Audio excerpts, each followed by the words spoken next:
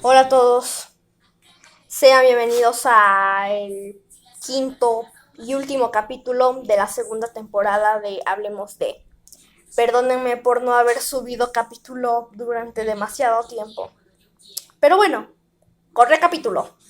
Bienvenidos a un nuevo y último capítulo de la segunda temporada de Hablemos de. Hoy les quiero hablar de una cosa que hacía la gente con sus teléfonos en los años 2000. Básicamente lo que la gente hacía era descargarse unos audios. Después se suponía que te pegabas el teléfono a la boca y cuando empezabas a cantar la voz se escuchaba como de robótica. La gente usa sus celulares actualmente de esta manera.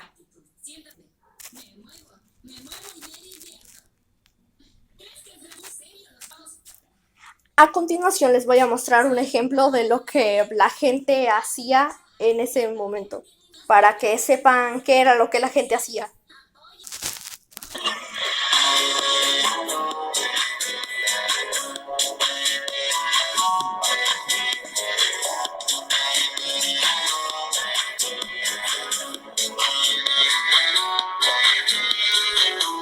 Definitivamente había mucha gente tonta que hacía esto. Era muy loco. Claro, la verdad me parece muy sorprendente esto. Qué increíble. Creo que antes definitivamente la vida era más divertida. Así es como termina este divertido monólogo. Nos vemos en la tercera temporada.